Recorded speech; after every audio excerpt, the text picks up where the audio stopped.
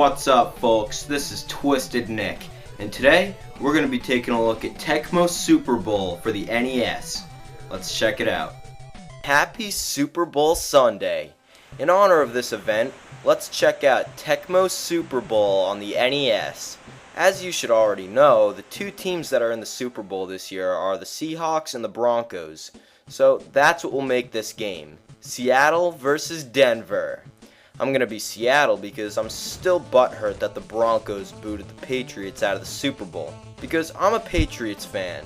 So for all you Patriot fans out there that are watching this, you're a winner. Even if we didn't make it this year. I still salute you.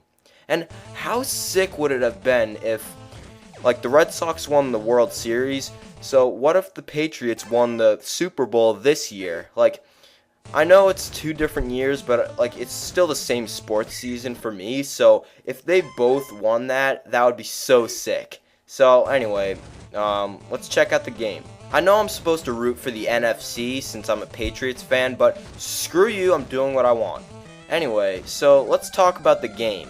So this is Tecmo Super Bowl for the NES. Basically, you just pick the team that you want to play as well as a team to be your opponent, and then you just play football.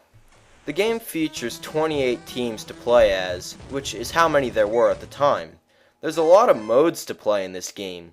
You can either do the full season mode, which basically lets you play through the entire 1991 season of the NFL.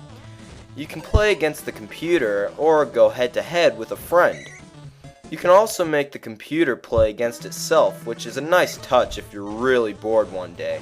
The full season mode keeps track of every player's stats for every team. Sure, this is a common thing nowadays in games, but back in these days, this was an amazing feature.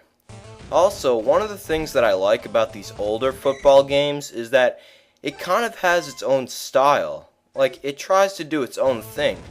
Nowadays, with newer football games, it's basically just a simulation of the games that you see on television, which is cool in its own way. It's kind of a simulation with this game though, or at least that's what it was trying to be back in 1991. The players all had stats on all different categories. Everything from blocking power, running speed, top speed, basically everything. So like I said before, this was very innovative, and fans back in 1991 were probably in heaven. The graphics were pretty good for 1991 standards. There's 11 players on each side, and the game runs pretty smoothly despite all the sprites on the screen. No slowdown, nothing. Except a little flickering every once in a while, but it's not a big deal. Tecmo started this theme in games where there would be cinematic cutscenes in games, like Ninja Gaiden for example. In this game, when the player jumps up and tries to catch the ball, or if there's an interception or something like that, it cuts to this cinematic cutscene thing. It's pretty neat. The controls are very responsive.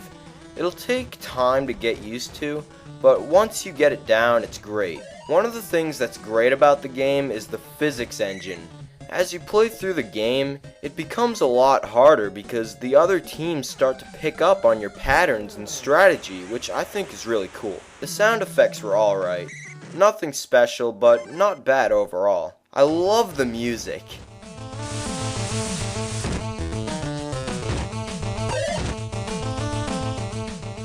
If someone wants to send me a metal remix to this, I'd be glad to listen. So here we go. Let's kick the Broncos' ass.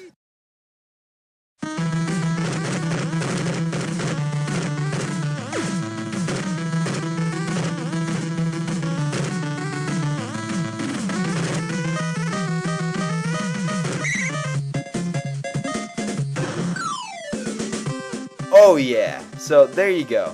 Seattle's gonna win, and if they don't, I'm gonna be really pissed. So, that's that. Overall, it's a great game for its time, and even today it's still pretty fun to go through and play. I'd recommend it to a sports fan who also likes old games. If you're part of the casual market, then I wouldn't really recommend this. Also, it's a bit dated since it's 1991, so yeah, no casual fans. So, I'm Twisted Nick, and I'll see you later.